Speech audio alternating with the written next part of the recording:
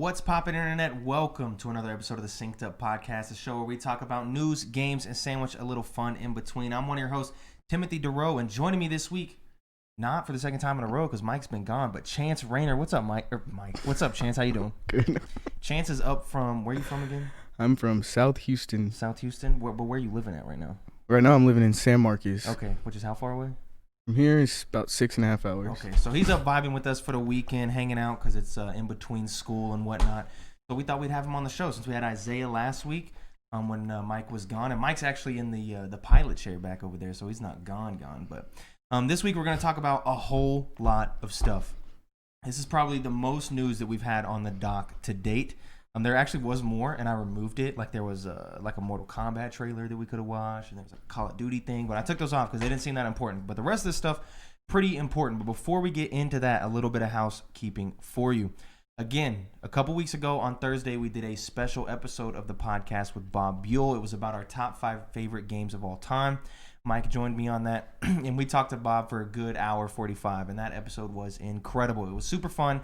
Very enjoyable. So if you have any interest in that, I would advise going into the YouTube feed or the audio feed and checking out that episode. Again, also, we're on YouTube. If you're listening to this show in your audio feed and you want to put some faces to some voices, you can go to youtube.com/synceduppodcast and find us over there and subscribe, like, do all the stuff. Even if you just listen to audio, go over there and hit us with a sub. We actually lost a sub this week. We went from 160 to 159, dude. I don't know who betrayed us, but hey, I seen you. But if you're on YouTube and you're tired of seeing our faces like that guy that unsubbed, you can go to your favorite audio podcasting service and search Synced Up Podcast and look for the blue and white logo. New episodes go up in both of those feeds Mondays at 7 a.m. Central Time Zone, gang. You can also write into the show at synceduppod@gmail.com to have your questions, comments, concerns, games, anything you want to send in, read on the show or not read on the show. If you just want to tell us that we suck or that we're great, whatever you want to do, fill up our inbox. That's great. You can also follow us on Twitter at synceduppod. To keep up to date with all of our content. And it's actually Chance that runs that, so we appreciate you. We appreciate you for doing that. And now that we're done with that, let's get right into the show because it's a big week for gaming news. Considering the past month and a half has been the most boring, lame shit for news. No games, no news, nothing at all. So let's start with the biggest one in a while, actually. Lucasfilm Games begins a new era. This is from StarWars.com, so we got a lot from them this week, actually. 3 different items, I believe, on here for just the Lucasfilm Games thing. So from StarWars.com, Lucasfilm's legacy in gaming stretches back decades, and with Lucasfilm and the galaxy far, far away entering a new and unprecedented phase of creativity, so will the world of Lucasfilm Games, developed in collaboration with the finest studios across the industry. StarWars.com is thrilled to reveal that Lucasfilm Games is now the official identity for all gaming titles from Lucasfilm, a name that encompasses the company's rich catalog of video games and its eye toward the future. To mark this new era, Lucasfilm Games has launched social channels on Twitter at Lucasfilm Games and Facebook at Lucasfilm Games, which will deliver breaking news and more directly to fans. Now, with this, they gave us a sizzle reel that we're actually going to watch right now that showed just a hype trailer for the past and looking towards the future. I've watched part of this. Chance hasn't seen it though, so I've not seen it. But if you want to go ahead and play this, this is classic, dude. I've played, I think, the majority of the games in this trailer. Was that Battlefront? It's like every Star Wars related thing, even like the the licensing deals with other games like Fortnite and stuff. It's all okay. I played that. Yeah. Galaxy of Heroes? Yeah. For like 30 minutes. Is this like a game? It's a mobile game. Oh, a mobile game. Okay. This one, I don't know. Essentially. Yeah, that's essentially. That takes it way back then. Let's see. Battlefront 2, which I've heard is better nowadays. They had actually they have problems now because so many people are wanting to play it. They're having server problems. Yep. I can't wait for this. Got people excited. The Skywalker Saga. Order 66. Fallen Order, which was a good game. It's on Game Pass right now. Yes. You should play that shit if you have not. It's super. Still know so many people don't play. Mike.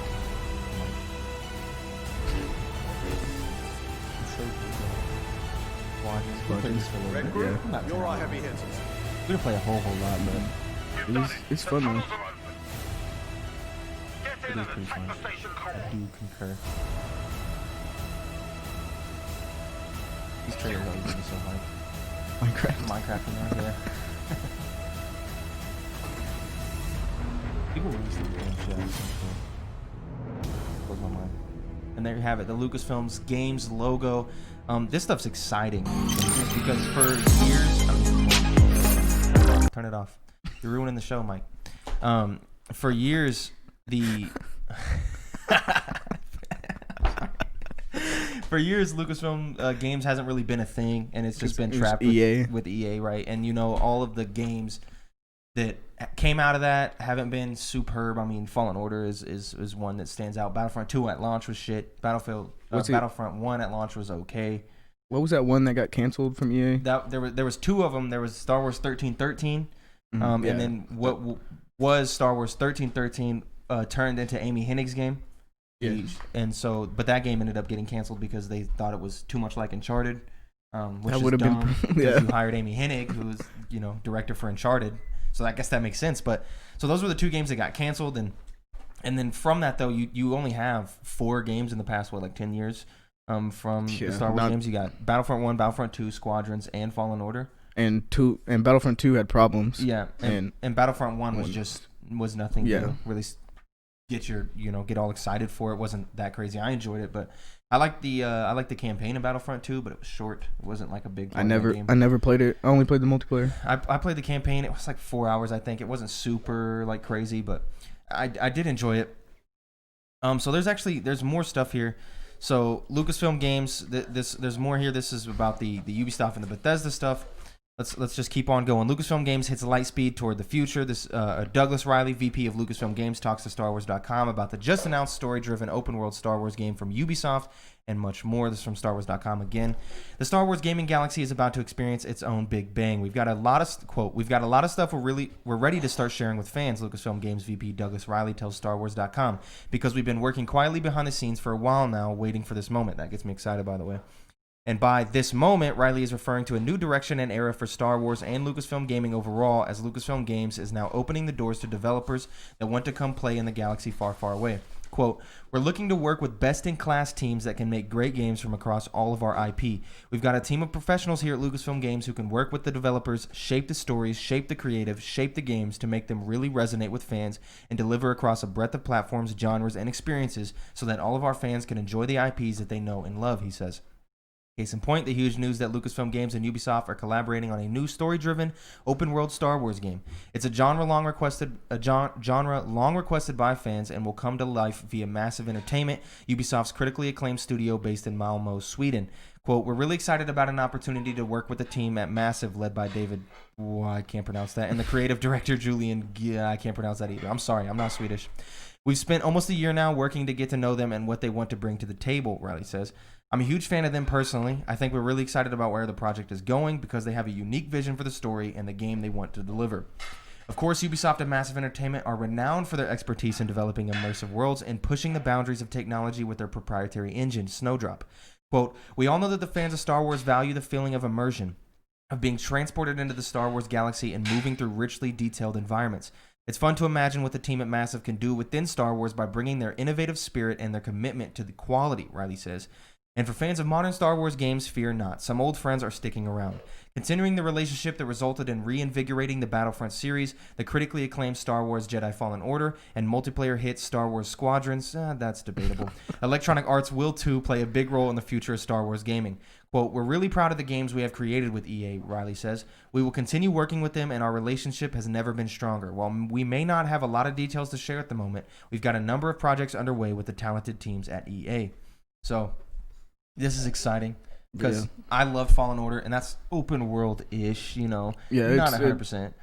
It's open world with a lot of the parts being segmented off. The Dragon Age Inquisition, Borderlands 2, to name a few games that are in that same kind of style. Yeah. Which I loved. Fallen Order was one of my favorite games of the year that year. Which that was 2019, right? 2019. Yes. I think so. Right. Last year? Time is weird for 2020. I'm pretty sure it's 2019 because last year was 2020. Jedi Fallen Order was 2019. Yes, November it was. 2019. Yes. Correct? Yeah, because it was too late for the Game Awards. November 15th, 2019. Yeah, because it was slightly too late for the Game Awards. It was like day of or something crazy. So that gets me excited there. Also, Massive Entertainment. I think they've proven themselves. Yeah. You played the newest Doom. Were they on the newest Doom? Was Doom Eternal Massive? Doom Eternal. Yeah. Was that Massive Games that made Doom Eternal? I know they did the first. I know they did Doom 2016. Who did Massive? Who did Doom Eternal? Doom Eternal. I keep wanting to say Machine Games, but that's not right because they did ID Software. Yeah, that's who does it. Okay, so Massive did Doom 2016 then, and then they did. Did they do Doom 2016, or am I just capping completely across the board here? They did Division. Yeah, they're Ubisoft. Who did? They're a Ubisoft company. Oh, that's why you got me confused. Yeah, okay, no, I'm tripping. That's Machine Games, which is Machine Games is doing. Yeah, that's the next one. I'm tripping. So what has Massive done? They did the Division and anything else of note. And I didn't like the Division. Far Cry 3. Okay, I mean, that's never mind. That is an amazing game. Yeah, that's Revelations. Okay, Assassin's Creed Revelations. That's one of my favorite Assassin's Creed. Okay.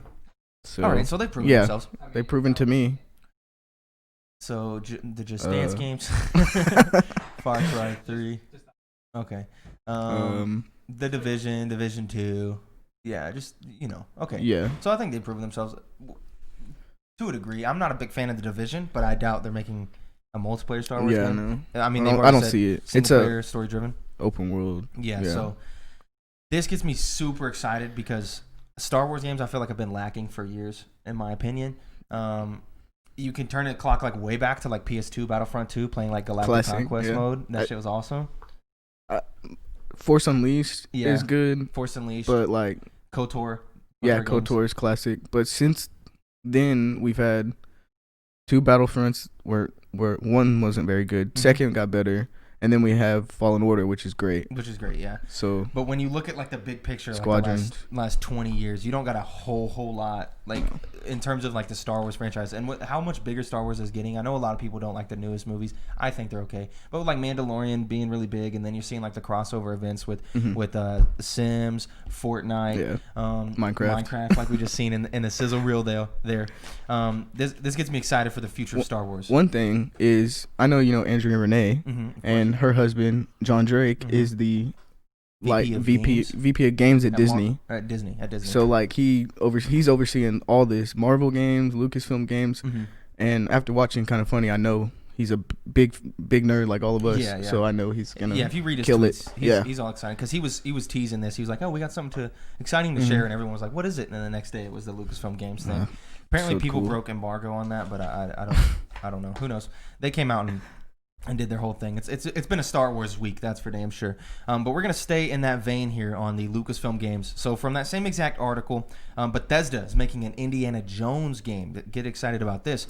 All this news comes on the heels of an official return to the classic Lucasfilm games branding, and there's a meaning in that change. Quote, "This is really the culmination of years of preparing to come out and say, quote, we're here. We've got a team of people. We're going to make a lot of great games, and here's some new things you weren't expecting from us to do that we're now starting to do," says Riley.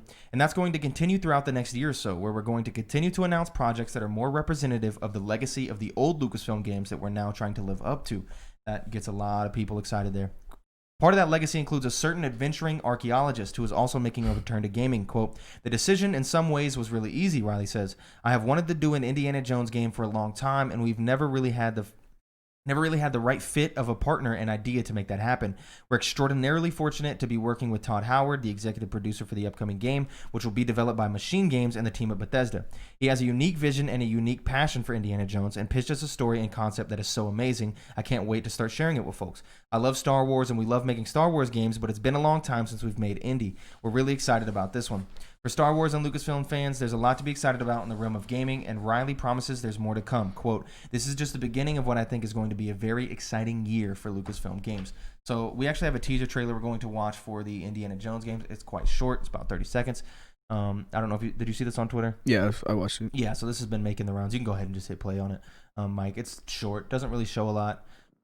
Just a pan over. You got your books. You got your maps. The Bethesda logo, passport. Watch, I think typewriter. He has. I think Machine a hat Games. pops up in here. Yeah, Machine Games there. Classic. They love to do that with their thing where they put their name in like the scene. The Lucasfilm Games logo there on the camera. The hat revealing the whip. That's when the chills hit right there. Right there. Oh shit, the whip. So I personally, I know this is cap to you and Mike. I personally don't have a lot of rapport for Indiana Jones. I'm not Cap. I'm not really like a guy that's like, oh, I love Indiana Jones. So this doesn't do a whole lot for me, but I am excited to play this game. Again, like I was saying earlier, like a dunce about the last game, Machine Games, they made Doom, and they made the Wolfenstein games, and I really like those games. The newest Doom is really good. Yeah. The Youngblood is not good, though. Yeah, I haven't played that. Which I haven't played it. Well, I played like an hour of it, and it's just not. I've heard it's not great. But, New Colossus, Old Blood, those are really incredible. Good. I like the stories a lot. I like those games. Doom 2016 was really good. I think Doom Eternal was a perfect iteration on Doom 2016 with the platforming and the dashing. It was great. I love Doom Eternal, so yeah, I'm excited for this. It's the perfect collectathon for you. But this specific game, I think I don't think I've ever played an Indiana Jones except for Lego Indiana Jones, in which I played. Is there even a non-Lego Indiana Jones game? Yeah. When they said he's coming back from games to games. Oh, okay. Indiana Jones on the NES? Oh, yeah, there's one over there. Because I've only played the Lego games, and I've only seen the Lego games. Put Indiana Jones on the thing. Yeah. I guess I'm tripping. We got Metal Gear in there today. I have one question for you, though. Indiana Jones, yeah. Okay, so there's a lot more Indiana Jones that I didn't know about. Okay. Yeah, it's been a while. Here's the hard-hitting question. What's the hard-hitting question? Is it going to be an Xbox exclusive? Yeah, see, that is the biggest question I think a lot of people are asking right now. And I don't think anybody knows because they haven't said anything about this Xbox exclusivity. As we all know, Bethesda hasn't been bought yet. In March, the deal will be finalized for Microsoft to buy Bethesda and secure them as a in-house developer, which is exciting for Microsoft, exciting for us as people who are connoisseurs of Game Pass. We don't got to buy it. We can just play the damn game. That's going to be exciting. So I imagine it's on Game Pass, but will it be exclusive? I do not know. Yes. You think so? You're calling it right now? Easily. Because if you take Indiana Jones and then you say, well, PlayStation has great value in Indiana Jones. Mm-hmm. We have Indiana Jones. Well, who does PlayStation have? Nathan Drake. Great, okay, great value in Indiana Jones. Wow. So, it has to be. Yes, I guess I could see it as being a Uncharted competitor, and that's not anything I really thought about. And it's not like Starfield or Fallout or Elder Scrolls. So I don't think it's gonna pull money, but it's not gonna pull like Elder Scrolls money. No. So I think, and another thing is, I saw on Twitter yesterday that I think 5 or 6 out of the top 10 games sold last year were console exclusives. So yeah, those are still making money regardless. So were they PlayStation exclusive? PlayStation and Nintendo. Okay. Yeah, but those are gargantuans in their own right. I think it is. You're hoping Xbox gets in the game, and this is the game. And this one has to be it. I could see it. I could see it either way, but I definitely could see it being. This is exclusive. like Spider-Man being. It's not as big as Spider-Man, but it is. Yeah, it would be a big deal if it was exclusive.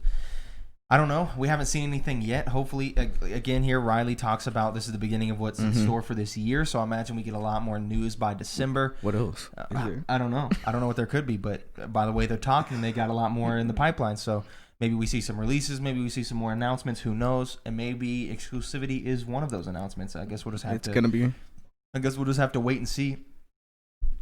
There's other news though from Lucasfilm Games. I know that was the biggest one that took the majority of the big chunk of the show here, but we're gonna stay in space with Mass Effect here. Mass Effect Legendary Edition release date may have leaked early by Connor Sheridan at Games Radar. It's still officially set for spring. So this news actually came on Monday, and there's been so much news this week that I had forgotten about it until I checked the doc, and I was like, oh shit, Mass Effect! Like there's Mass Effect news, and I had to look it up, and it was like, oh yeah, this happened like Monday or Tuesday. There's just been so much since then, but the Mass Effect Legendary Edition release date seems to have leaked early as 2 different online stores now point to the game arriving on March 12th. Twitter user Idle Sloth noticed that Singaporean retailer Shopatry currently has a March 12th release date on its online listing, and Indonesian store GS Shop put out a video today that includes the same date. Eurogamer said it also understands that release date to be accurate, quote, barring any further delays. EA hasn't made any official announcements about the Mass Effect Legendary Edition release date beyond the initial word that it will arrive sometime in spring 2021. What we know so far is that Mass Effect Legendary Edition is a remastered bundle of the original Mass Effect trilogy, as well all of its DLC expansions and in-game promotional items. It's only been officially announced for PC, PS4, and Xbox One, though backwards compatibility means it should be easy enough to play it on PS5 or Xbox Series X if you've already moved on to the next generation. So this is exciting. I believe this date, honestly, with two separate sites from two separate countries confirming a March 12th date. What makes me not believe it maybe is there's possible internal talks about delaying it, and then maybe they initially shot for March 12th, gave it to these sites. There's an internal delay, haven't told everyone yet. That could be a possibility. Is the microwave beeping right now? What was that?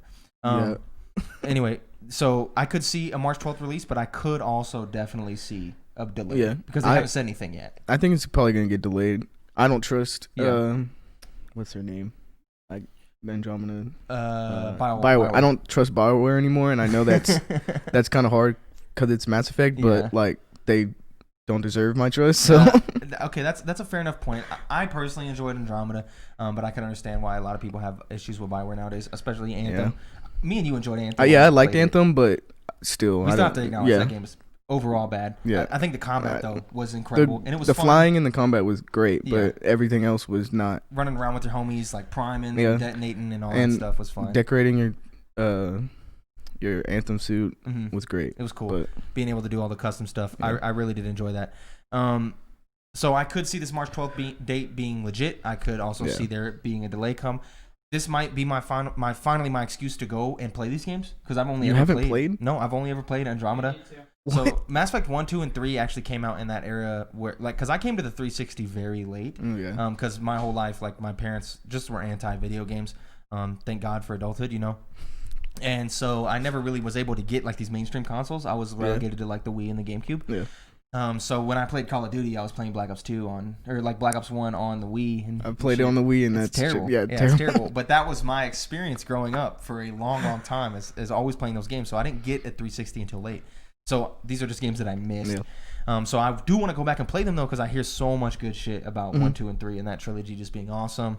And the RPGness. And I have played like an hour or two, like at someone's house, just running around. And I liked Andromeda. I thought the combat was fine, and the combat's the same, right, for Andromeda and the other games. So I imagine it has slight differences, but and I really enjoyed Inquisition and the Dragon Age games. So I might go back and finally play these if this comes out in March. We'll have to see, though, because it might be a stacked March. So this is going to take a back seat to other stuff for sure. If you don't trust BioWare and you don't want to buy this game and give them money, I think all the Mass Effect games on EA Play on Game Pass. Game Pass? So, you can get excited for that. Get those. Until then, February 12th, a month earlier than March 12th, is actually the new release date for Mario 3D World and Bowser's Fury. And we have a trailer here we're actually going to play. Is that the 4-month-old trailer? Yeah. No, play the new trailer. My bad. That's called not checking. Is this the new one? Okay, full screen us up. Hell yeah. This is exciting. Yeah. I wasn't expecting it to be like this. Open. Yeah, me neither. Yo, the TV used to have audio over here, but I don't know what happened to it. We need to get it. No, don't say it. As long as the people hear it, it doesn't matter to me. So this shit looks cool, man. Yeah, it does. It looks like a Odyssey World. Yeah, like I enjoyed 3D World when I played it, but I have more appreciation and enjoyment with these more traditional 3D style, like with the camera angles and stuff, compared to 3D World, 3D Land. Don't get me wrong, those games are incredible, but this gets me kind of excited, at least for the Bowser's Fury portion. Yeah, because of Bowser Jr. Yeah, I love him. Just because wasn't of the camera expecting angle, and like you said, it looks like an Odyssey world. Like, doesn't look like there's a whole lot going on.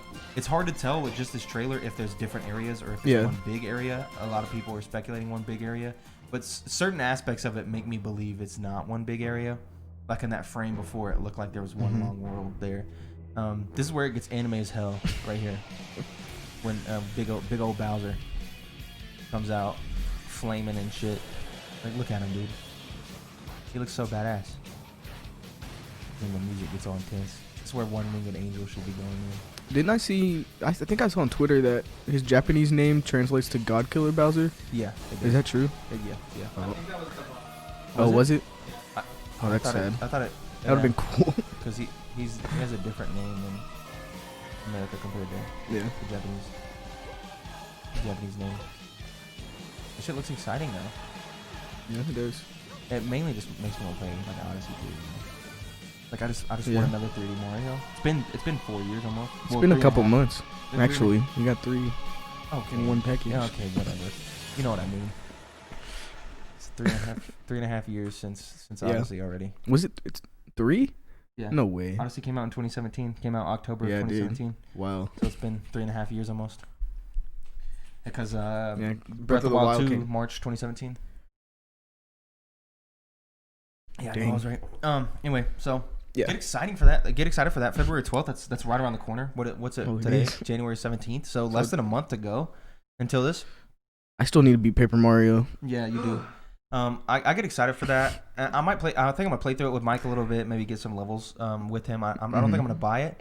I'm interested to see on that Bowser's Fury section though, because you got Bowser Jr. If that is a second playable character, or if that is for co-op mode, or just he's there with you helping. Well, is this the one where they have the two Toads, Peach and Mario? Yeah. So yeah, it should be. Well, there. you know the main game is multiplayer, but Yeah. with the different camera angle and stuff, that I feel like Oh, that'd be yeah, harder that's to true. do in the Bowser's Fury section. But they show Bowser Jr. there as like helping you. So is it a split screen situation? Is it you have a second switch and you can join in? Is it kind of like Mario Galaxy where you just you just press like A. or like Cappy if you're playing as Cappy. Or is it maybe it could be kind of like the Lego games where they're together and then once they split apart, that's when it splits the screen. Split screens, yeah, it could I be. don't know. So there's one thing to note You in the see trailer. everyone's turned into cats. Everyone's turned into cats. As- Mm-hmm. Oh, that's why I okay. think it's- You think okay? So you think it's only single player because of that section? Yeah, Yeah. I don't know. that would kind of be disappointing, honestly. Yeah, but I doubt Bowser's Fury is more than like a 3-hour experience. That's also true. So I don't think it's gonna be that crazy. But let's stay on this Nintendo wave. We've got more for you. We have a new Pokemon Snap trailer and a release date of April 30th for Pokemon Snap. So let's Have you play seen this this? trailer. I haven't actually seen this trailer, so this is the first time viewing it for me. I doubt I'm going to play this game because this just isn't Me my too. style of game. But I know, someone call Joey Noelle and make sure she's okay. I know she's very excited for this. It looks good. Yeah, I like See, the why can't regular models. fucking Pokemon look like this, bro? Like, come on. Like, look, did you see that water, dude? Did you see the water? Yeah. You see the trees? You see those trees? You see these trees? See this water? Look, yeah, that looks. Yeah, it looks dummy Yeah. good. Look at that. Ray tracing Yeah, on the new Switch Pro. basically. See, this just... All I get from this is just wishing that the Pokemon, like the main Yeah, Pokemon dude. games Imagine evolve. a first person Pokemon game.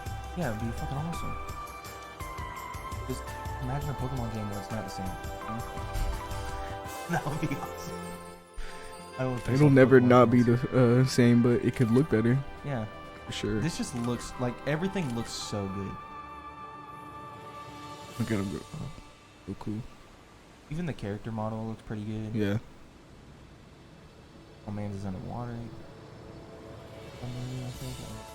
No. Who's that again? Is that Lapras? No, that's not right. Bro. What? What Pokemon is that? I don't. I know that's not Lapras, but yeah, I've never Yeah, even heard I didn't that. know that, but I knew it wasn't Lapras. Box art. Isn't that box art is really isn't nice. Mewtwo like the boss or like the last Pokemon that you're supposed to be able to take a picture of? Mm-hmm. I thought that's how it was in the original. I've never Oh, it might have been in there. never played Pokemon Snap. I don't know. So I never played that original. All this does is make me wish Pokemon was better. But do get excited for Pokemon Snap. April 30th. That's another date. I think in the next couple of months we're really going to start seeing how this year is Yeah. going to shape up. And Well, this is, the closer we get to that March 31st, the more I think Nintendo's probably gonna start announcing stuff. yeah, that March 31st date still ominous looming overhead. We don't know what's coming. We don't know if the Switch Pro rumors are legit. We don't know if Breath of the Wild 2 is coming this year. We don't know if Mario Odyssey 2 is a thing. Or Metro Prime 4. Yeah, or if Metroid Trilogy is Metro coming out. Trilogy. So we'll have to see. And all this really does for me also is frankly reaffirm my belief that I don't think we'll ever get another Nintendo Direct proper again. we're getting a Nintendo Direct. Because they announced this Pokemon and the new trailer and the release dates, or all this stuff is still continuing to get announced on Twitter and not in a Direct proper. Yeah, but this isn't a Odyssey 2 or Breath of the Wild 2 Yeah, but or Metro Prime 4 you still or gotta- Metro Trilogy announcement. You still gotta have that padding though, you know. You still gotta have other trailers and stuff in there. Dude, there's like a From the- Pokemon Direct figure series. No, it has to be Nintendo Direct. Okay. It can't be like Nintendo Smash Direct or Or Nintendo Mini. Direct Mini or or Partner Showcase. I'm talking Nintendo Direct As long as we keep getting those, I think we'll get a regular one. because it has been a year and like 8 months since the last official Nintendo Direct. September 2019 was the last Nintendo Direct that we got. It is now January of 2021. If we're getting one, it's gonna be if March 31st is a Tuesday or Thursday. I Mhm. think we'll get it. What is on March 31st? Bring it up. That's the end of the fiscal year for Nintendo. So I assume a lot of my assumptions around that date is just for that. But if it's a Wednesday. I can see it. They've done Wednesday. Yeah, I could. Hey, Willow, what's up? Yeah, I don't know. Will we get a Direct ever again? Yes. I don't know. I'm not. Yes, I'm definitely definitely. not convinced. They created this Direct wave. What is Willow doing? This one. Willow, She good? she's standing behind the set. She's trying to get some pets in. She's gonna kick that. She's gonna kick that Nintendo is what she's gonna do. They lost my train of thought. Nintendo Direct never happening again. It is happening again, but yeah, I lost it. It's gone. It's gone. Okay. Well, if you want a Nintendo Direct and you're never gonna get it, you can at least rest assured that Resident Evil is gonna come in clutch with their own Direct. So Resident Evil tweeted an announcement video for Resident Evil Direct. Quote: "Don't miss the Resident Evil showcase on January 21st at 2 p.m. Pacific. Join Resident Evil producers and our host Brittany Baumbacher, blonde nerd from What's Good Games fames, on a guided tour of Resident Evil Village, including a new trailer, first ever gameplay, and more Resident Evil news." So we actually have the teaser trailer for this that we're gonna watch. Definitely we've Resident Evil watched- 4. We've watched more trailers today than we have in like the last 6 months, but let's keep her going, you know? Yeah, I think you're right. Resident Evil 4 definitely gonna get announced for sure. I feel like it has Hey to. everyone, don't miss your chance to be among Brittany the first Baumbacher, to react proud to of the her. new trailer Glad she's and chasing the gameplay bag. for Resident Evil I respect the Village hustle. And more news related to the Resident Evil franchise. I cannot Everyone wait, keeps and talking I about how will see tall you soon. that vampire lady is. All anyone has ever been talking about pretty much all week.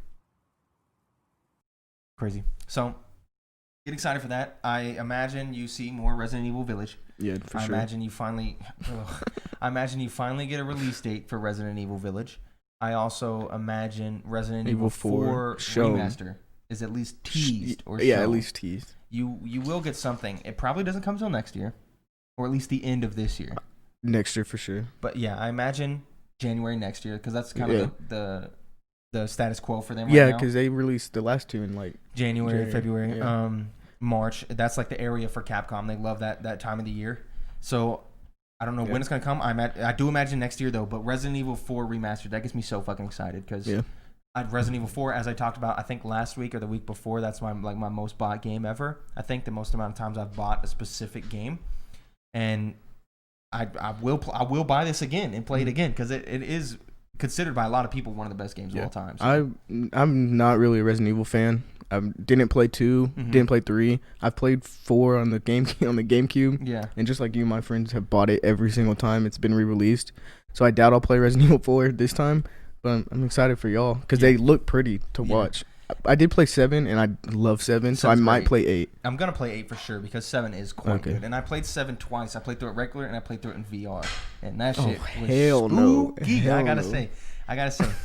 But some news for you, not good news, but news for you. Oh yeah. Hogwarts Legacy got a delay to 2022. This is from the official Twitter. Well, we would like to thank fans from around the world on the tremendous reaction to the announcement of Hogwarts Legacy from our Portkey Games label. Creating the best possible experience for all of the Wizarding World and gaming fans is paramount to us, and we are giving the game the time it needs.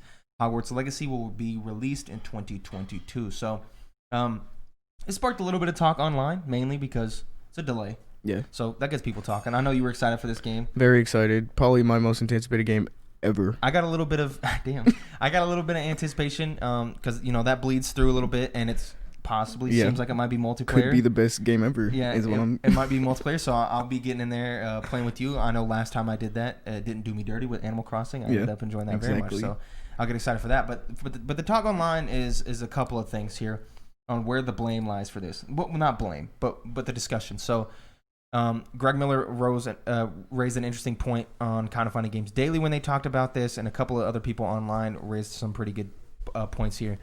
So we're only a couple of weeks into January, and they had it as a 2021, and then they came out this early and announced they were delaying it to 2022. That's a little weird, in my opinion, but that comes from a couple of things here. Obviously, you just had Cyberpunk, which was the biggest shit show. Yeah, biggest shit show in gaming history. I think we could probably safely say. So I think a lot of developers are on the got their guard up when it comes to this, and I think they're which is good. I think they're safely able to make delays now. Yeah. Where they're like, okay, I think it'll be more acceptable for us to delay this because if we delay it sooner to the Cyberpunk debacle, everyone will be like, oh yeah, just like Cyberpunk was shitty, take the time you need, right? Mm-hmm. So I think you got a little bit of that there, but there also is an interesting discussion online on whether or not they're trying to distance themselves from the debauchery surrounding J.K. Rowling and her bullshit on Twitter and all of that stuff. Because when they had first announced this game, like 2 days later, she did some crazy shit. I can't remember what it was. She went anti-transgender on Twitter, which is completely insane, and I just uncalled for. Yeah, totally uncalled for. But see, I'm listening to that, but it's Harry Potter. Like, you can't distance yourself from J.K. Rowling, because that's hers. She the saying was she was richer than the Queen of England. Like, this is Harry Potter, Yeah. So I don't know if they're trying to distance. I think it's because Cyberpunk. And they didn't want to screw it up. I think it was gonna be a fall game anyways. Mm-hmm. So like maybe spring next year. Yeah. Hopefully they'll push it back to like March or April. Because I mean, the longer we go into this, release dates have started to switch from all big games are in the fall, but now we're starting to get those big games in April and January, February. So I think hopefully it's early next year. It's a trend we've started to see over the last 5-6 years of games finally starting to release earlier in the year. Which I love. Tax season. I love. Yeah, you do love to see it. I don't know. I definitely see what you're saying, but there's also like the marketing aspect of it. Of like there's negative press. We want to separate. Yeah, that's true. Have time between the negative press in our game, but we'll have to wait and see. Yeah.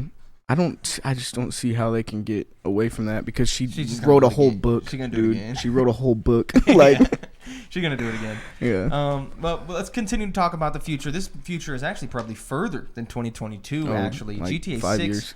rumor claims it may feature a female protagonist. This is by Heather Wald at Games Radar. GTA 6 will have a playable female and male protagonist, in quotes. GTA 6 may feature a playable female protagonist, according to a recent claim from Call of Duty leaker Tom Henderson. Henderson took to Twitter, as spotted by comicbook.com, with the claim that GTA 6 will allegedly have a playable male and female protagonist. While Henderson has been known to make accurate predictions with leaks in the world of Call of Duty, it's best to take this claim with a grain of salt, particularly since Henderson doesn't make mention of any source for this information. There's been a lot of speculation surrounding the direction of the next installment in Rockstar's long-running open-world series. One source of much debate is whether it will follow the same setup as GTA 5, which included several playable protagonists you can switch between, or allow you to choose your own protagonist. This latest GTA 6 rumor joins a sea of other claims that have been circulating over recent months. Back in November, fans began to dig into a GTA Online teaser, which seemingly included a GTA 6 teaser. Coordinates in the trailer appeared to point to a remote location in Northwest Virginia, which led to many to question if it would be the potential setting for the next entry in the franchise. Rockstar has yet to officially confirm the long-rumored return of GTA, and it'll likely be some time before anything comes to light, but the game is thought to have been in the works for quite some time. For now, we can only speculate about the game, but with the release of the Xbox Series X and the PS5, it has long been the assumption that it will be a next-gen experience. I think we can safely say it's going to be a next-gen experience. I also think this Virginia thing could be anything. Who knows? GTA Online is crazy, and they've added new maps now, new locales, so that could just be a locale for GTA Online. I think the idea of a female protagonist gets me excited. Me excited. I love to just have more female representation in gaming as a whole. Again, as something that's been male dominated for years and years and years, it's only in the last 4 or 5 years we're starting to see more and more women come over and get representation. You love to see it. Yeah, and you love to see people push that envelope. Andre Renee, one of those people, and the What's Good Games crew. Yeah, all of them over there. Yeah, they like to push that forward, and I think that's something I could also support, just because I want more people to enjoy video games. I love video games, and I want people to experience those same emotions. And if seeing yourself or someone like you represented on the screen, that stuff matters to people. So that's exciting for me personally. I know a lot of people on Twitter were being pretty rude about it, but it's screw Twitter. them. It's Twitter. Screw them. We would love GTA 6 female cast because there's no reason not to have one. Yeah, you know? Yeah, just throw it in there. I think that's fine. You're gonna have multiple protagonists. Might as well make one of them, or two of them, or all of them. If we're being real. Yeah, a full femme fatale group, that'd be nice. But again, take these rumors with a grain of salt, because it is just rumors, and people are always having rumors about GTA 6. I think the only rumor you could probably say is legit is the fact that it won't release for another 5 or so years. You know? You think it's gonna be in Northwest Virginia? That doesn't sound good. Yeah, I don't. There's no city up there. It's gotta have a city and Grand Theft Auto country Roll Edition. You know, like stealing horses. The north part. Just imagine the north part of GTA 5 map, but the whole thing. Mm-hmm. That doesn't sound great. No, it doesn't. I'm not gonna lie to you. So I'm excited to see what they do for GTA 6. I think they can really evolve it, especially since it's been almost 8 years since GTA 5, right? Yeah. You know they got to make some sort of big leap. That they're working on it. GTA 5 is a 360 game. Yep, 2013. That's crazy. That's crazy to think about. Blows my mind. So we haven't had an official GTA in all of last gen, and so is that the first time since GTA was released for the first time? What do you mean? Is that the first time we skipped a generation? Yeah, with GTA? I guess so. Because you have 1, 2, and 3. You got Chinatown. You got Liberty City. GTA 4 for the 360. So I guess 360 actually got 2 because they got GTA 4 and GTA 5 at the end. Fuck, I don't know. It's hard. It's easy to see that because they make so money hand over fist when it comes to GTA Online. So I don't know. It's the most profitable IP, right? It's the most profitable single piece of entertainment. Okay. So not the most profitable IP that still Pokemon, but in terms of single piece of entertainment, GTA 5 holds the cake for most profitable thing, which is just insane. What is also insane, though, the Twitch record for the most concurrent viewers actually just was broken by Gruff G. Fortnite streamer the Gruff G broke Twitch records with more than 2 million concurrent viewers, smashing all of the previous records. This is by Bihan Steven at The Verge.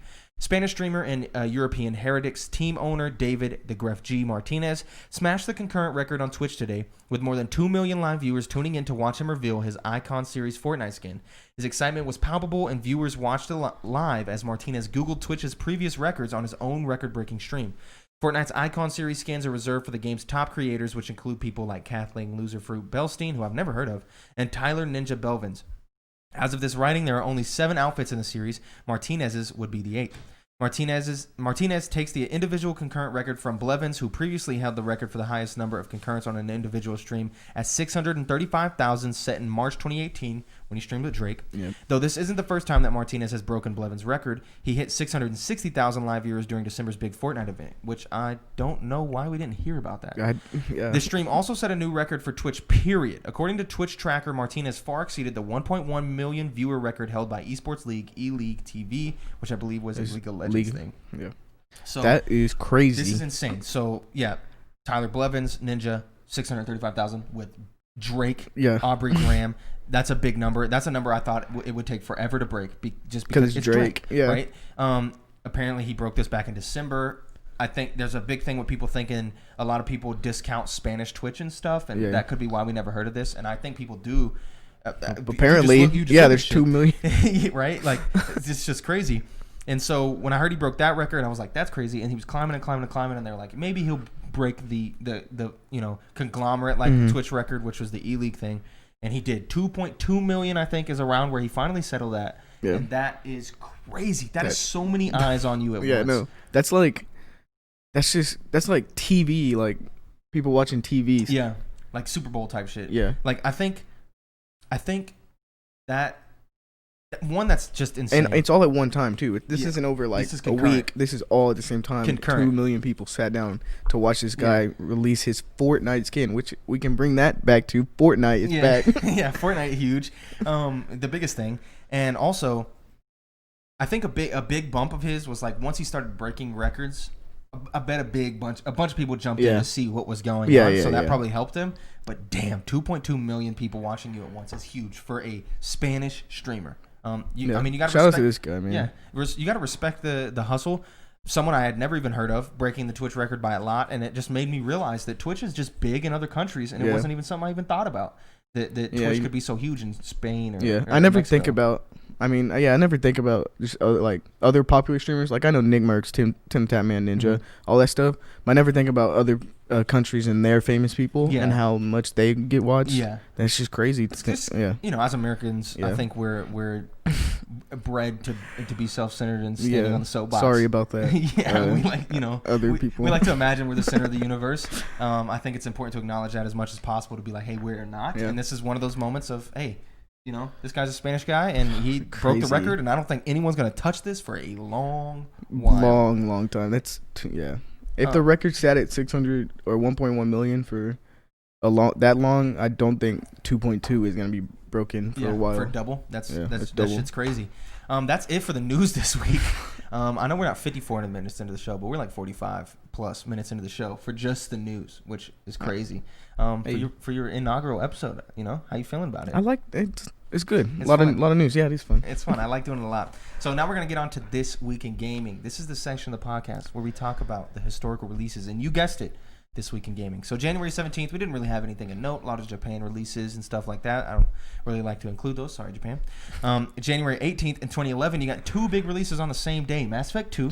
Which we just talked about for the trilogy. That's exciting. Never played it. And Little Big Planet 2, which also was dope. I love that game. I played that game a little bit. I played Little Big Planet 1 more because you played 3 at all?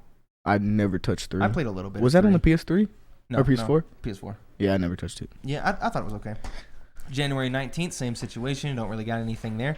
January 20th, you have Saints Row Got Out of Hell in 2015. Is that the Saints Row 3 expansion or Saints Row 4? Saints Row 4. It was like Saints Row 4 remastered, and then this is like Got Out of Hell was like a Miles Morales situation. Okay. It was like kind of an expansion, but like same overworld type stuff. Never played it though, so I missed out on that. And I got it free. I got it free the other day, so I might check it out. Yeah.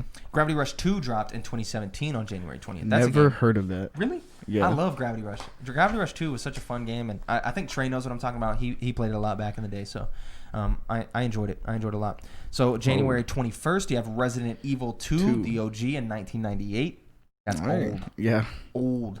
And then Skate 2 in 2009, which just makes me more excited for Skate 4. 5 years from now on Skate 4? I don't think 5 years. If you had to leverage a guess on when Skate 4 will come out. Through 2024. That's what I'm thinking. Yeah. I'm thinking 2024 with a delay into spring 2025. I don't think they're going to delay it. Or 2023 with a delay into 2024. They announced it's coming fall 2023. Actually, it's coming summer 2024. We're delaying it. Yeah, I can see that, but yeah, I don't think it's gonna get delayed. It's Skate, dude. I don't know how hard could it be to make Skate 4? You say that. I mean, they have Skate 3, dude. Yeah, true. January 22nd, 2008, you got 2 big releases. Classic. Well, not big releases, but some iconic in their own genres. Burnout Paradise. Classic. I had a demo for this, and I used to play the crap out of the demo before I even got the full game. Yeah, Burnout Paradise is a classic.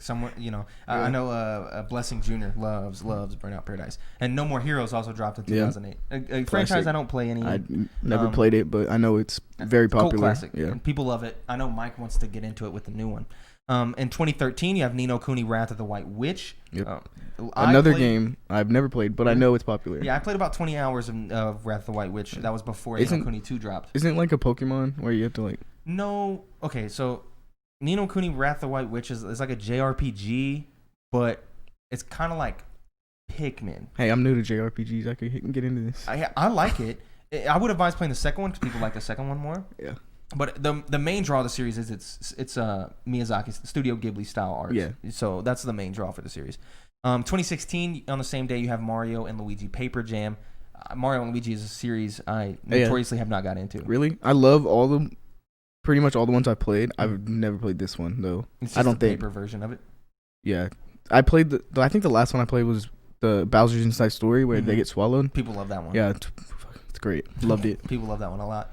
January 23rd, you have Subnautica in 2018. It blows Classic. my mind that Subnautica was 2018. I thought it was earlier than that. I got all the achievements in this game in 11 minutes. Okay, yeah, I know. I remember you sent me that. I was so pissed because I wanted you to actually play the full game, and you were like, "I got the fucking achievements." I was furious. We're gonna skip the game this week because we're already going quite long. What do we got? That's the early access release, sir. I'm talking about official release, my guy. I'm still saying. Oh, the 2014? Yeah. Yeah. Because the official release was 2018, and early 2018, and then the console release was like November of 2018. Also came out on VR in that time, which I played a little bit of it in VR, and it is spooky. Yeah, we're gonna skip the game this week because we are going long. We're gonna get into reader mail. You can get your questions read on the show by sending an email in to synceduppod@gmail.com. A few of you do it periodically every single week, and I love you all for doing it. So let's get into these questions. So we got 3 from Spencer. You know him, you love him, Spencer Trevette. Haven't written in a few days, so I'm coming at you with another one. I don't know if I believe the few days thing. You know, like he writes in all the time, and I love it, but you might be capping here, Spencer. What was your guys' first 100% achievement / trophy, and did accomplishing that make you want to 100% more games? For me, it was Halo 3, and boy, after doing all of those, I was so excited to show it off, only to realize how common that game was to 100%. As always, keep up the great work, Spencer Travago. So what was yours? Mine was called Max, The Curse of the Brotherhood. It came out on the Xbox One.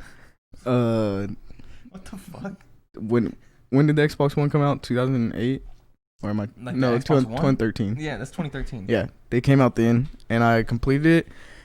And it's not a good game. I do not recommend playing it. But that was my first 100% game. And did it persuade me to do more? No, because I wanted to do it anyways. So wow. My first 100% achievement / trophy. I don't know. I think it might have been Dark Souls back in like 2015, 2016. No, it didn't really persuade me 100% more games. Frankly, I only 100% games that I'm like really, really enjoying, and I'm like I want to do more here. But I don't ever go into a game, you know, like Greg Miller with his trophy issue, and yeah, you like to 100% games a lot. I just that's not something I really like to do a whole lot. Hey man, congrats on Halo 3, man. I never did 100% it, but yeah, dude, congrats, Spencer. Second question from Spencer. Hey yo, what's poppin', fellas? Hope all is well. This week I have a question about nostalgia. Many older gamers nowadays. There's my burp. Older gamers nowadays talk about how their nostalgic moments back in the 80s / 90s, times where a good amount of gamers today weren't born. What are some recent memorable events in gaming for you guys, maybe in the past 10 years or so? For me, it was introducing my father to Halo 3 and soon realizing he had a collection of the OG Halo games for the OG Xbox and proceeded to whoop my ass in multiplayer. We then further connected watching Red vs. Blue or playing Skyrim for the first time and feeling like my D&D nerdiness is no longer a stigma. Anyways, I'm rambling on, so best to you, Spencer T. So for me, Spencer, there's a lot of fucking moments in the past 10 years or so that I could talk about that I know in 15 years we're gonna be like, damn, you remember this? Do you remember that? Yeah. Sitting on the couch at Crimson Park watching the Game Awards with everybody. The latest Game Awards stream that we did was so fun. Animal Crossing was a moment.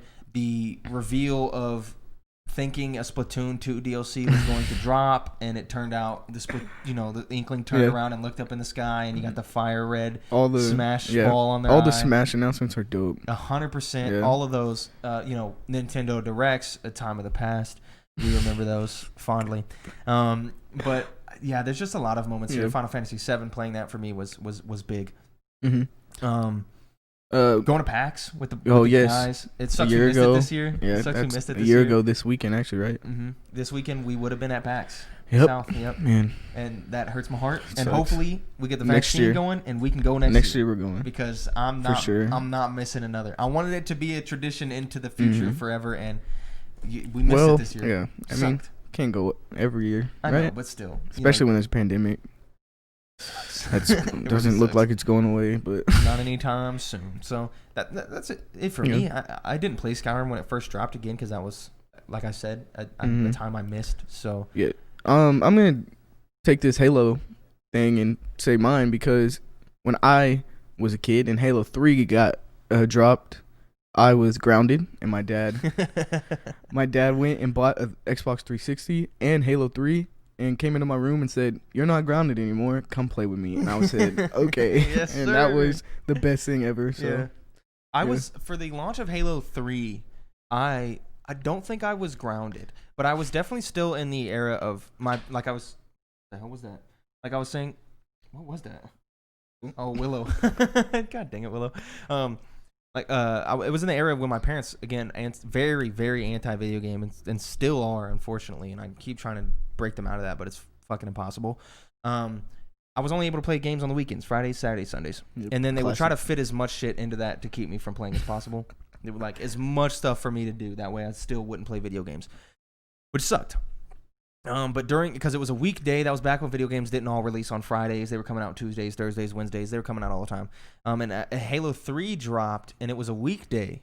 And my uncle, Shannon, staying up really late with his homies, and they were gonna play Halo 3 that night, and they had brought all their Xbox 360s over, LAN party. and they were gonna LAN party, and they were gonna system link, right? Yeah. And they're gonna throw it all together, and they had 3 CRTs set up, and they system linked all their stuff, and we were gonna play a big team battle, us versus people online, and I just wanted to play so bad that I was like, oh dude, I want to play, and it took me a ton of convincing for my parents to let me play, and I got a couple games in, and it was just so much fun, because that was when they had 4-player split screen, right? Yeah. And then we were playing big team battles, so 12 versus 12, or was it 16 versus 16?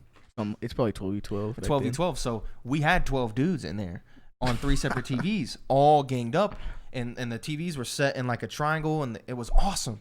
And I remember after getting a couple games in, like my dad was like, "Oh, it's time to go," and I just begged him to let me stay so I could keep playing, and he ended up letting me stay, and we played till like 3 a.m. that night, and it was so much fun to do that.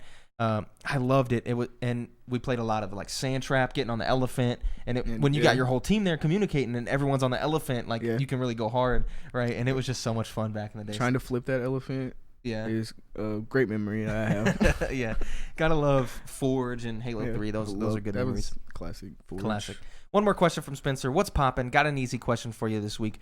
What games are on that shelf behind Tim, and which one on that shelf is your favorite? Keep up the awesome work, Spencer T. So, Spencer, there's a bunch of NES games. None of those are my favorite, but we do got Excite Bike, which is fun. But for the Xbox games, let's see what we got here. Bring them out, because I can't see. You got Super Mario Galaxy 1 and 2, Farming Simulator 2015. Yeah, that's mine, right? NBA 2K12, Call of Duty Black Ops 3, Diablo 3, Guitar Hero 3, Legends of Rock, Halo 3, Halo 4, Halo 3, Jump Force, Rock Band 4, Destiny 2, and a bunch of Switch games, like Ocarina of Time and Link Between Worlds and stuff. I think for me, it's Guitar Hero 3. Guitar Hero 3. I'm gonna go with Halo 3. Halo 3, yeah. Because that's probably the best one I heard. Yeah, Mario Odyssey. Mario down Odyssey's down there. Yeah. It's one of those two, I guess. Yeah. Guitar Hero 3, gotta love it. I love that game. I'll whoop anybody's ass any day. Fielding that's facts. Dahmer writes in with one final question for the show. Aloha, friends. I loved Isaiah as a guest on the episode last week. He's a cool dude.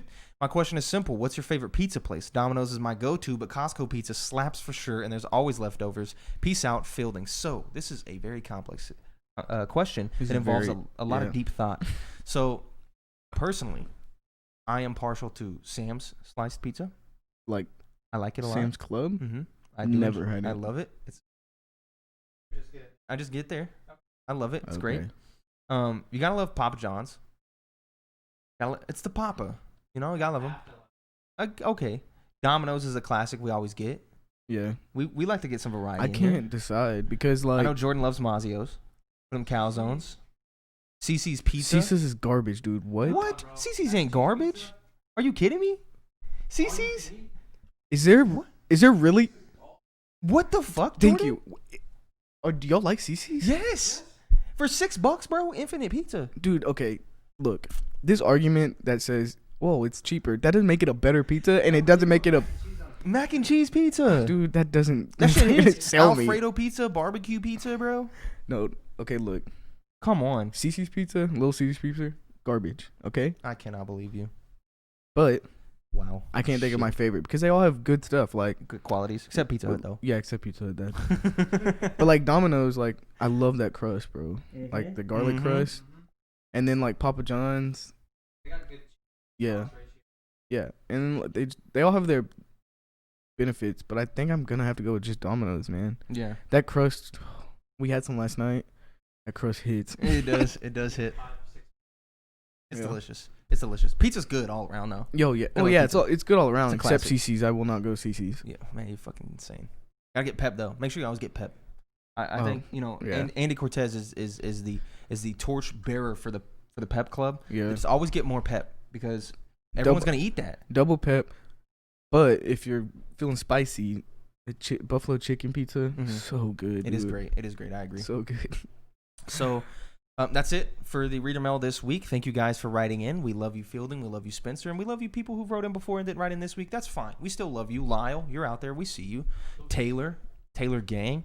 Let's talk about the games we've been playing this week. So for me, again, it remains Minecraft. Just like I said last week, when we were talking about our top 5 favorite games of all time, Mike, we had a passionate discussion about Minecraft with Bob Buell, who, again, go listen to that episode. It's really good. And I loved talking to Bob Buell.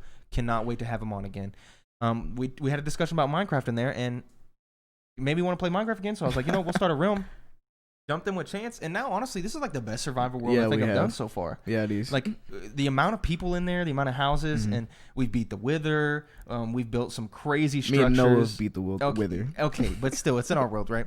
We built some crazy structures, all these different strip lines. I think our village looks amazing. Our village is dope, man. Yeah. Everyone's building the enchantment thing I built. Noah built that storage under it, which was cool. Clutch too. The farm I built was nice. Trey's house looking nice now. I haven't seen it in a while. You and Noah's houses being next to each other. Mike just joined in. He's building himself a little like hobbit hole, which is cool. I built a thing for the beacon. We got a beacon now. Tanner's house is dope looking. I don't know if you've been over there. I've been over there. I haven't seen Mike's yet because I've been here. Yeah, so Tanner built a dope bridge. I built a dock. Yeah. Like we're just building all kinds of cool shit, and it is so much fun. I suck at building, so I've been getting all the resources. So. Yeah, that's true. I've mined a couple of times. Otherwise, I'm just mooching. But I'm building all the structures though, so you gotta love it. You gotta love it. What have you been playing though this week besides Minecraft? I was playing Spider-Man Miles Morales for the first time, and I loved it. Yep, it was good. I beat it in 2 days. 2 days. 3 days. 3 days. Yeah, and it was great. How do you feel in relation to Spider-Man PS4 where it sits for you? I think it's a little bit weaker than Spider-Man PS4. How so? Story-wise, I think combat. I think there's the. I know when you were watching me, you didn't see me use gadgets a lot because I truly don't. But when I did use it in Spider-Man PS4, I really love that combat. So, and there wasn't as many gadgets in this one. Yep, there's half the gadgets in this game. But the Venom powers they're really fun. The L1 triangle where you fly at them, that's so cool. The dash. But yeah, I think Spider-Man PS4 sits above Miles Morales because I think the story is just better and more. It's longer and more fleshed out, and you get more of the characters. And you can't get over the emotional ending there too. Yeah, it's quite good. The ending is amazing. It's great though. But the ending of Miles Morales is also quite good. Yeah, it's a high point. It's great. Yeah, with the That's it. That's all you got. Minecraft and Spider-Man. Minecraft, Spider-Man, and I Can Feel. I've been playing I Can Feel. Oh yeah, I forgot. You got into that. What kind of game would you call it? It's an RPG. It's a grid-based RPG. Yeah. Again, I will continue to reference Mega Man Battle Network White. The Battle Network games is the same style of game. It's the overworld that you're walking, not random battles, but when you run into an enemy, you go into a a grid area, and all your moves hit specific grids. And stuff like that. I don't usually play that that type of game, but I'm really enjoying I Can Feel. Yeah, it is Hogwarts as fuck. It's pretty much just Hogwarts. Like the story isn't Harry Potter story, but it's Hogwarts. The magic the school. Background, the world you're in, everything is Hogwarts. They even have like little like Easter eggs. Like you talk to someone, and they're like, "Hey, this lady went down into the dungeon and found a mirror," just like in the first Harry Potter, where they go downstairs and find a mirror. So like it's stuff like that. It's very it's really fun. How about you tell the kids about Ghostrunner? Ghostrunner. Oh yeah, I did play Ghostrunner. Thank you for reminding me of that. I actually didn't put it in there. I forgot because that only took me 2 days. I did play Ghostrunner this week. Holy shit. I actually liked Ghostrunner a lot. Because everyone who knows me knows when I play any type of game, whether that's a card game like Magic the Gathering, even in chess, any sort of Anthem, any sort of game where there is multiple play styles, I will always pick a very fast and aggressive play style. I've always played red in Magic and chess. I like to trade pieces a lot to get us closer to the end game as quick as possible. And in Anthem, I played the Interceptor, a lot of spinning, a lot of dashing. That's how I like to play games. I like speed. I like aggression. And Ghostrunner kind of embodies that, right? It's like the whole thing is about is just going as fast as possible. Same thing with Katana Zero. Was that same style away, and this is very reminiscent of that, but in a 3D type of world. I will say the story is very lacking. There's not a lot there, right? I know you guys are watching me play the ending, and you're like, "What the fuck?" And I was just as confused. I was like, "This doesn't make a whole lot of sense." But that's not why you play the game, because the game is kind of like Celeste in the sense of you have an area with enemies, and you have to do a specific thing. It's kind of like a puzzle, right? Like each room in Celeste is like a puzzle. Each room, in quotes, in Ghostrunner is kind of like a puzzle. Do I go here first? Do I go there first? Do I kill this guy first? Should I hit this? And it's fun going through that. The only downfall of that game for me is I wish there was a sprint button. And I will continue to say this until the end of time. No, I will continue to say this till the end of time. If your game doesn't have a sprint button, you're doing it wrong. Even if you make the base walk speed slower than what you want your original base speed to do, and my sprint button makes me run what you want your regular speed to be, I will have a better time. Because if there was no sprint button, I just feel so slow. And I'm telling you, in Ghostrunner, if you slow him down but make it where I can press a sprint button to make him go the regular speed, I would still have a better time in that game. I don't know why that is the case, but I just love having a sprint button. And when there isn't one, I feel the absence. I'm clicking L3. I'm clicking all the stuff to like give me sprinting, even if I don't go faster. Just treat it like it's a button. Like press it when you press forward, and then it's like a button. No, but then there's not like even if you just increase my FOV or something, do something. Give me an illusion, okay? An illusion of speed, and I will accept that. But Ghostrunner is fun. It doesn't reside in my top 10 from last year, but one of the first new games that I played this year, even though it didn't come out this year. But I did enjoy it. And Miles Morales did move up onto my top 10. I think I put it at number 6. Number 6? Okay, yeah. Right behind. What was number 5? I think Hades is number 5. Like right behind Hades. All right, we'll take that. But that is it for the show this week. That was a big show. A lot of good news, a lot of good stuff happening. Get excited for news in the future because we're finally starting to get it now. We're starting to get. It wasn't a drip feed this week. It was a fucking nozzle. Back to the normal with all the news. Yeah, back to normal. Which is exciting. But that's hey, Michael Clare on the screen. But that's it for news this week. Yeah, follow Mike. We appreciate each and every one of you that have listened this far into the show. Thank you so much for doing that. Give us a like, give us a subscribe, give us a review, hit us with the stars on Apple Podcasts, write a review, do all the stuff. Again, follow us on Twitter at synceduppod. Keep up the news with all our stuff. Chance still runs that, and he's going to keep doing so, and we appreciate him for that. Thank you for joining me, Chance. Anytime. It was fun. I know you've been on the show a couple times calling in, with the stream and the Last of Us spoiler cast. Were you there for Final Fantasy VII? No. Spoilercast? No. And the Game Awards. Game Awards, yeah. So you did those couple of things, and that was fun. And this was an enjoyable episode with all the news there was. I think you brought a lot of good stuff. I think you did good. Because I know you was nervous. I know you was nervous going in. I was very nervous. So very nervous. I'm glad. I think you for maybe the first story it was a little rough, but after that I think you got your groove very quickly, which was nice. Well, when you love talking about games, it comes easy. The passion makes it easy. But thank you all for listening, and we will see y'all next week. Love you. Goodbye.